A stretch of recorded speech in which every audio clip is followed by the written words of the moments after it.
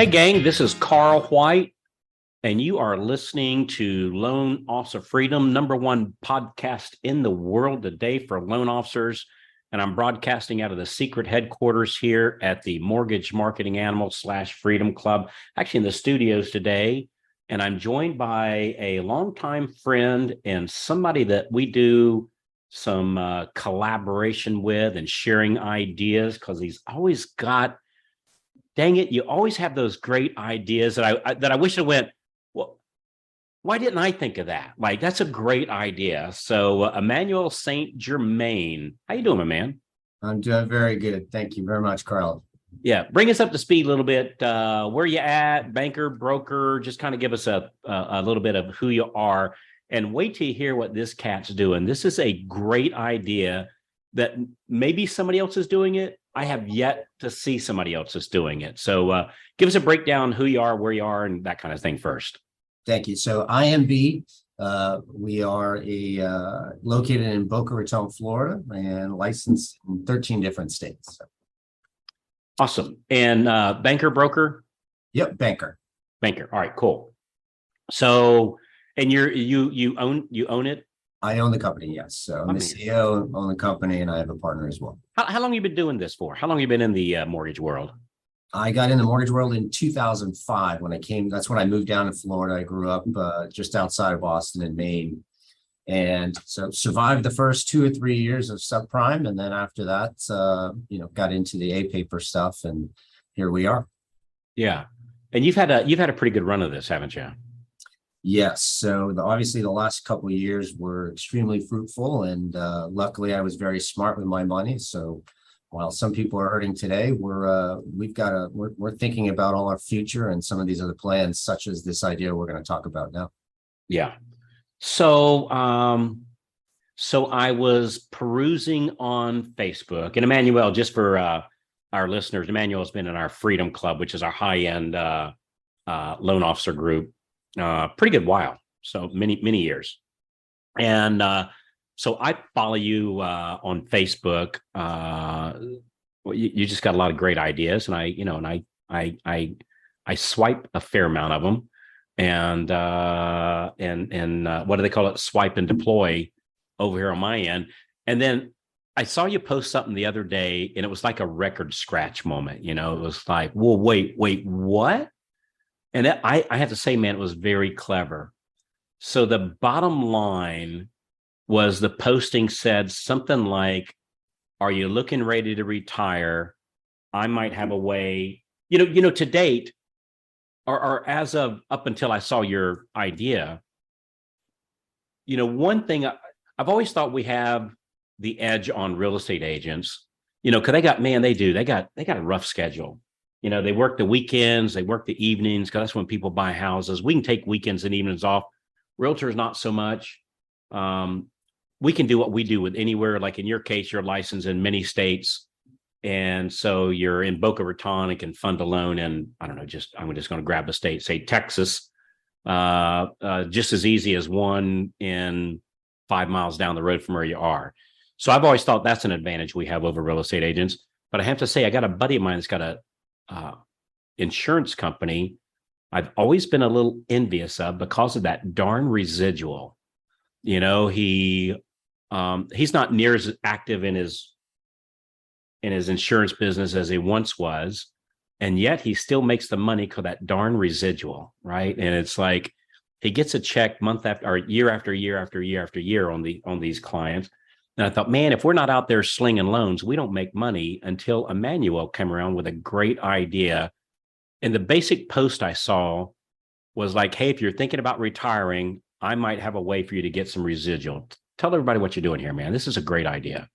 Thanks, Carl. So yeah, the general concept is, so insurance people, you're right. There's also, financial advisors and CPAs.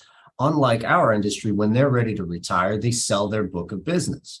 Usually they make them stay on for 1 year as they transfer over. But typically, you're sitting there, your CPA, the person who's doing it, as long as the work is good, and same thing with your stockbroker, as long as the returns are good, it's not as important.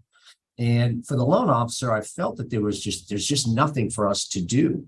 No one is interested in this database of clients that have 2% and 3% interest rates. And just because you tell Susie Q to, the agent to do business with me, doesn't mean that that's going to happen. So there's never been an opportunity for a loan officer to retire with any kind of future or any kind of, so they're forced staying in the game, so to speak, longer than they necessarily might have to. So we came up with this idea to do like an annuity. And essentially the basic premise behind it is that you're looking for someone who's trying to retire as a loan officer in the next 2 to 5 years.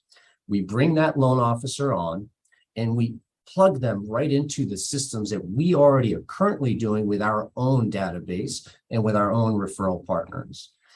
You're going to take that system and you're essentially going to marry them or partner them with a loan officer who has experience and is already doing enough business. The key for me is that handoff, that marriage or the partnering of the two individuals is where all the fine tuning and where the process that we've thought about and tried to at least get all the kinks out, that's where the green is. That's where the success is.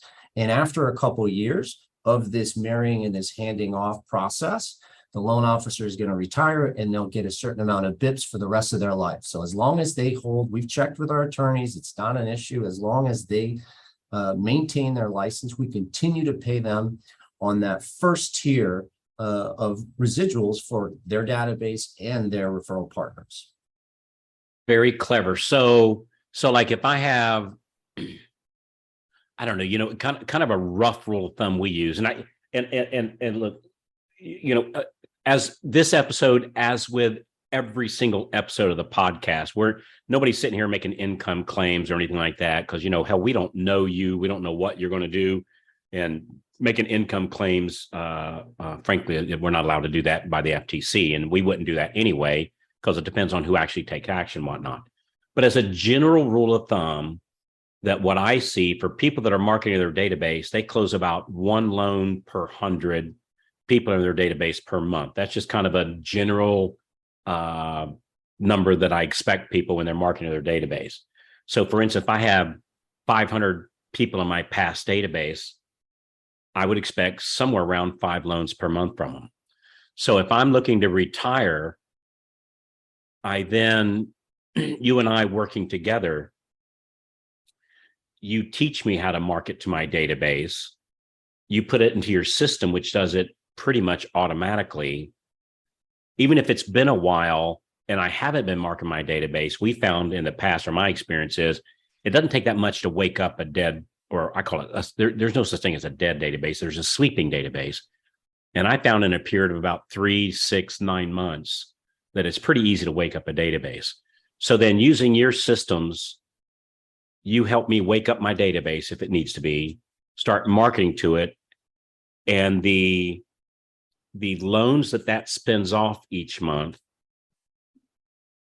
I still get paid on, because the loan officer that I don't know, whatever, for lack of better words, partnered with over at your place is continuing to market to the database with your system, and the loans it spins off, I get paid on. Is that the gist of it? Yeah. So the reason the concept works really well, it's because it's an investment in 3 different people. The loan officer who wants to retire has to invest in this relationship in order for it to succeed. But if you're going to retire in 2 years, and if you're that loan officer, Carl, I'm saying, Carl, I need you 2 years to invest in this system and what we're going to do. It's going to pay you dividends for the rest of your life. That's why you do it. The loan officer that we're partnering you with, they also have to invest. They're going to have to invest on their time and make sure they're putting their best foot forward and that they're doing all of the activities that we're going to tell them to do in order for this to work. And then we as a company also have to invest in making sure, because, another thing that we found is that you have a lot of pride. And an individual who's getting ready to retire, their clients, their book of business, their referral partners, they need to be treated with a certain amount of finesse. And the population that are, the individuals that are 65 plus that are in this retiring type mindset, they don't want to hand their database just to anybody. So you've got the partnering concept is really a really important one. And the idea also behind having 2 years of doing it is it's going to be a team. And if you don't like the person that we're partnering you with, we have time to make a change so that we can invest. But at the end of the day, it boils down to those marketing fundamentals, the same things that you guys preach in the Freedom Club. If you are marketing to your database in terms of a monthly mailer, which we do, and if you are speaking to those individuals in a quarterly fashion every quarter, and you're adding value to it, it's a no-brainer for everyone in the system. Everybody wins. Yeah. I absolutely love this idea. And I was the Florida Association of Mortgage Brokers was kind enough, not the Florida, the National Association of Mortgage Brokers was kind enough to invite me to speak to their group. They had their year summit, I think, or what it's called. It was called Focus. Outstanding group of people, and great. They had a great lineup of speakers, of which they were kind enough to invite me to be one of them. Anyway, so I'm in this room, pretty good sized room of active loan officers, and I asked a question that I frequently ask. I know you've heard me ask this probably a dozen or so times. Is I get everybody to stand up, and I say, if you've called your past database from A to Z in the last 12 months, please stand up. If you haven't called your past database from A to Z in the last 12 months, please sit down. And in this room, which is typical, right? So this is an awesome group of people. I'm not picking on the people. It's typical. Everybody but 3 people sat down. In other words, 3 people to call their database from A to Z. And then I said, all right, stand back up. Everybody stood up. And I said, stay standing if you know without a shadow of a doubt that if you called your past database from A to Z, you'd close more loans, and not just 1 or 2, but a lot more loans. So if you don't believe that, sit down. Of course, nobody sat down, right? Everybody stays in. So here are these people. We all know, right? I mean, it's just a no-brainer. Of course, if we call our past database, we close more loans, yet we tend not to do it. And so what you have, if you put together a system and that helps to make those calls and to remind the loan officer to call, and then have the accountability to make sure they're calling. And then once they retire, then the loan officer they partnered with will continue to market to their database. And gosh, everybody knows they'll write more loans when they do that.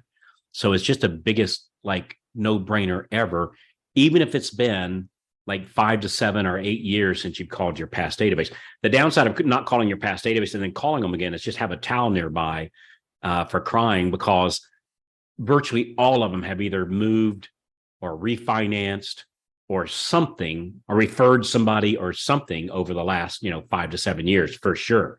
There's a lot of lost opportunity, but you can stop that loss now and start doing it. So, dude, where'd you come up with this idea? The biggest no-brainer ever. So we were just, thinking about it, and in general, I was, my dad's in the mortgage industry in New England as well. And we were just talking about it, hey, I'd love to retire, but why don't you? Well, I need to keep making money. And I said, well, perfect opportunity. I said, we need to come up with a way for a loan officer to get an annuity. And then I just kind of spun that idea, and it just kind of went down a rabbit hole. And next thing you know, we were talking to attorneys, and, does the person have to do any work in the transaction and things like that? So we got down to the nitty of it, and that's really where it came up with. And I think that for me, the concept is exactly what you just said regarding marketing your database. I'm so confident that even if I give everybody the absolute recipe down to the minor details on how to do this, that 99% of companies won't do it. It's just, it requires effort, and it requires diligence and accountability and all the things that they're already not doing the basics. So, this is really the opportunity to basically say, look, come over, you got 2 years to work side by side, you learn all the systems, you get your full compensation, the full amount of bips that you're doing, and then you set yourself up for life after that.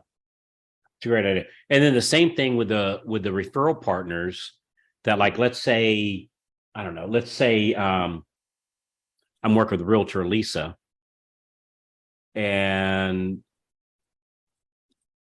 I introduce her to the loan officer that I partnered with, and introduce that person as one of my partners, which they would be like one of my partners, that it's a warm handoff to that loan officer, so that when I retire, Lisa still refers loans over to that loan officer. And then as my partner, I still get paid on those. So we would do it this way. So the way my philosophy of how I would do it is, it would be the Carl and Emmanuel team.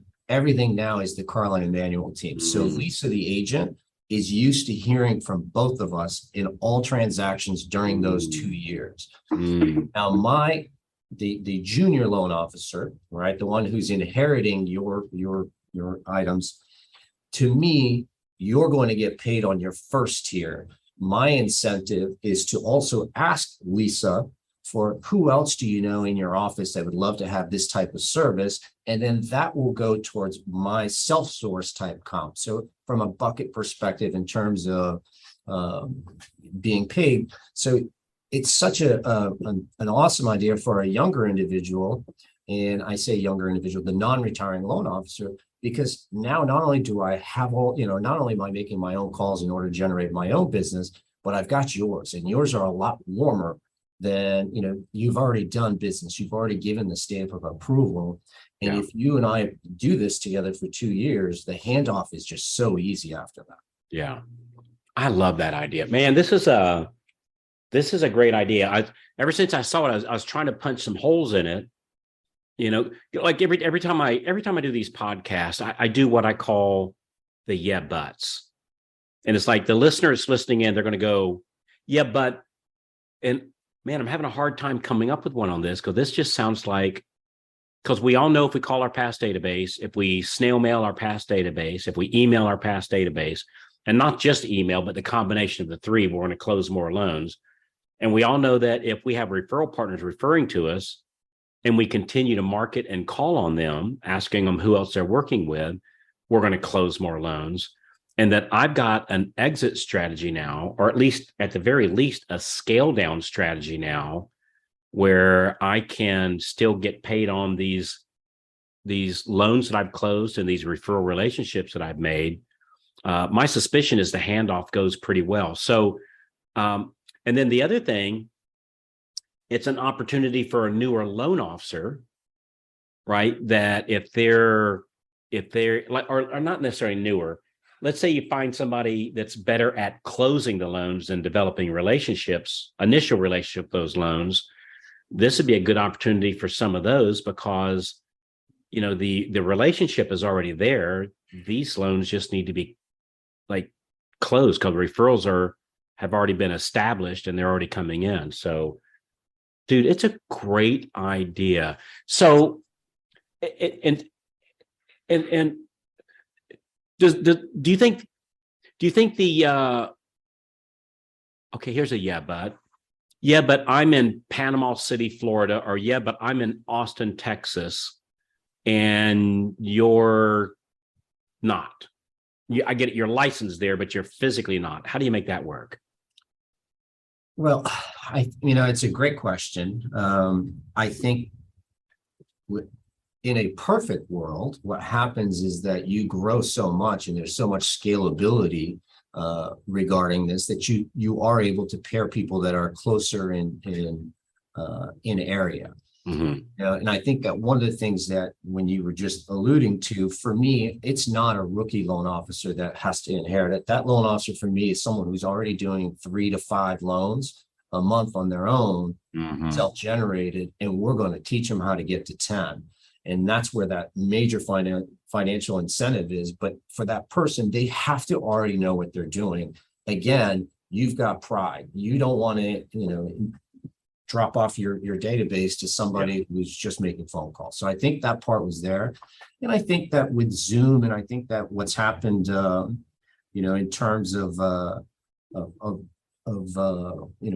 just the last couple of years, people have gotten used to doing business without necessarily being there in person. We know who the number one company is that spends the most, amount of money in advertising, and they certainly get a lot of business from it. So I don't think you have to be in person. I think certainly if you can, I think obviously that is a better, that, it's going to may yield some better results, but I wouldn't think of it as a hindrance. We're happy to welcome someone from Texas just as much as we would somebody from Boca.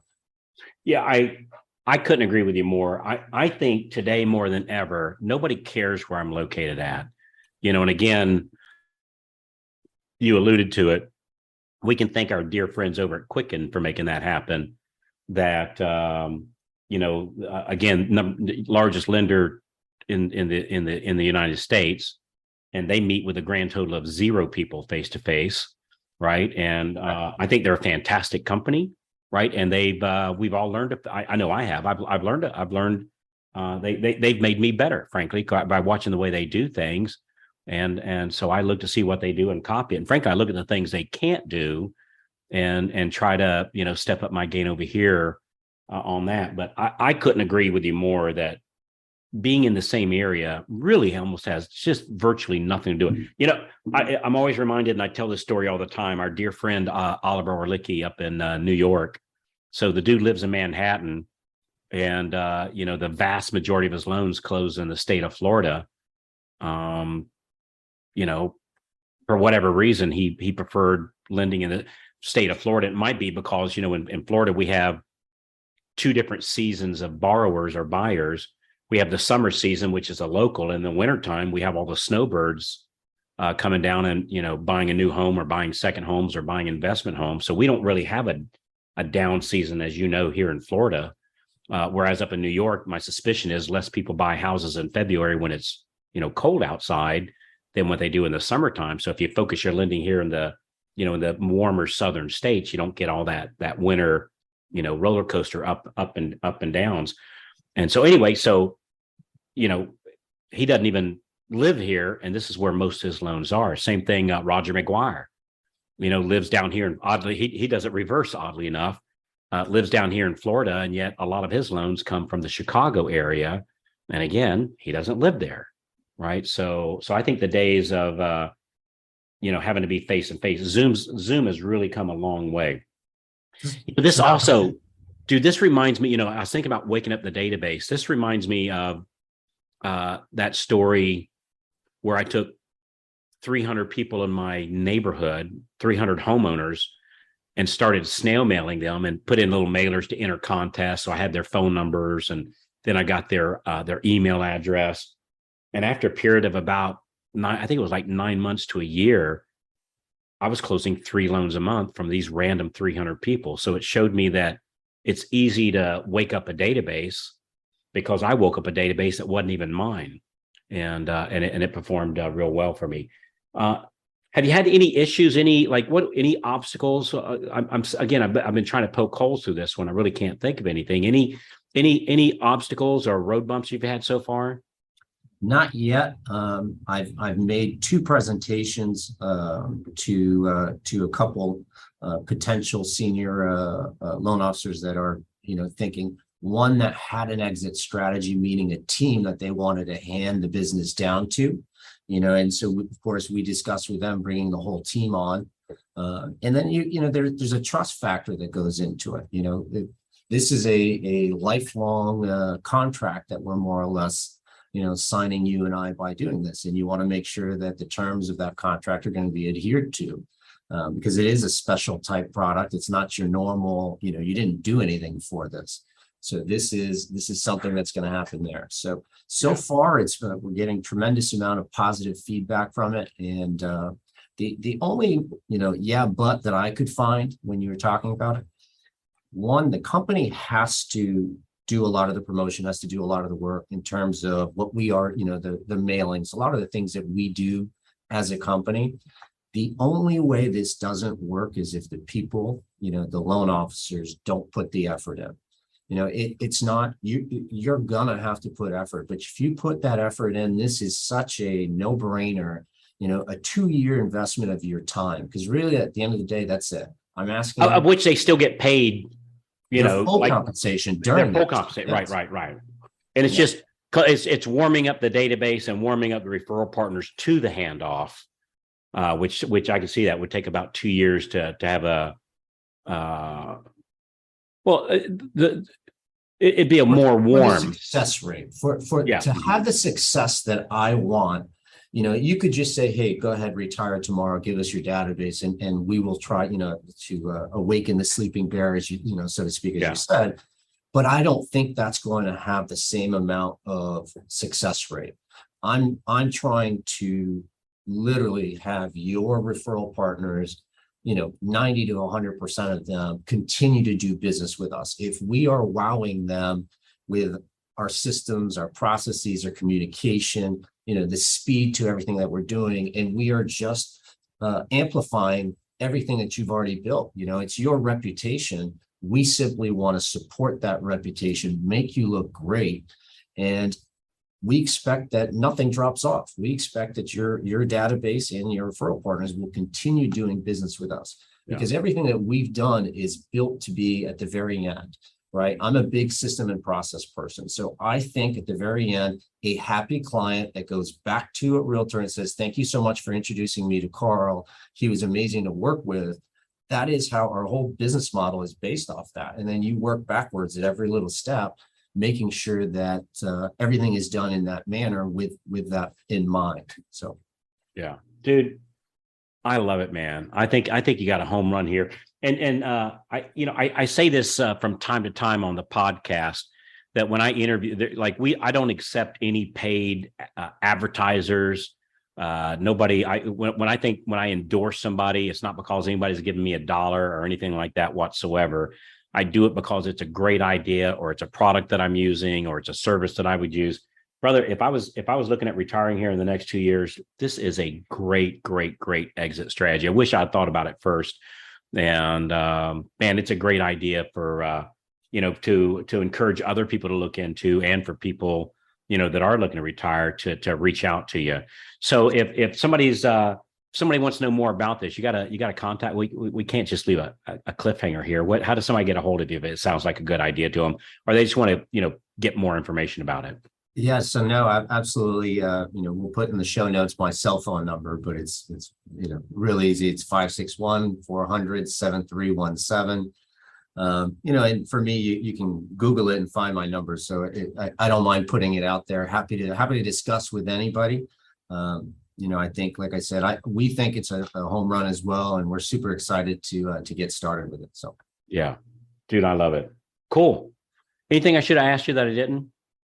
We cover it? No, I mean, I think like I said, I think at the end of the day, what I would leave to any loan officer, whether you're at the beginning of your career, the end of your career, all of this is made possible because of following a system. Of course, I'm blessed to have met you. I think I've been in the group for 4 years, or a little bit over 4 years, but by developing the systems that we have developed together, that's where these ideas are able to come. You can't do this type of stuff if you don't already have systems in place in order to market to your database. So once you've got all the basics down, you can really let your mind get creative and find, because I'm sure there's going to be another great idea. Yeah. How do you get most of the loans that you close? How do you get most of those in? So my personal business, your personal is I would tell you that my database, I get a lot of repeat clients. I truly enjoy spending, I'm kind of old school. My system, the way it works is I try to, I like to do all the applications myself for my clients, which is a little bit of a unique, but I find that my retention and my to the database is much better because of it. But in our referral partners, you've got to figure out how to add value. We're doing all sorts of stuff now where we're trying to do classes that realtors are going to come over and want to add value. They don't want to listen to me speak, but they're willing to listen to Glenda Baker speak about social media. I think that's the type of event. So we're looking at doing a lot of different things. But for me, it's my existing referral partners in my database has been my greatest success for me personally. which is exactly what you're applying to this new program that you're doing. You got a cutesy little name for this thing yet? So actually it's a great idea. So now if anyone has a good idea, but I mean, we Yeah. just called it a loan officer annuity, you know, a retiring loan officer annuity is the term we were using. Yeah, we got to think of something sexier, man. We got to think of some real quick, like Thor's hammer or something cutesy. We'll have to come up with a name, man. So it's and I love it that you're already doing it for your own business. The primary source how to get your own business, and so doing it with other loan officers, just a natural progression. So anyway, Emmanuel, man, I love you, brother. You're just always a great source of information. You're like the coolest person ever. I love it. I know you do a lot of presentations at our Freedom Club, and you're such a giving spirit. And I appreciate you openly sharing this great idea for others to either A, look at doing with you, or frankly, B, doing on their own, for a loan officer. So I appreciate your giving spirit, man. You're just a really cool guy, and it's how you roll. And I really appreciate it. So thanks a lot, buddy. Thank you so much for having me. I appreciate it, and I appreciate your friendship and your tutelage. It's been an amazing run, and I can't wait to continue to learn from you as well. So Yeah, well, thank you so much. I appreciate that. Hey, one more time, what was that? What was that phone number again? 561-400-7317. All right, brother. I appreciate you, Emmanuel. Thanks so much, Carl.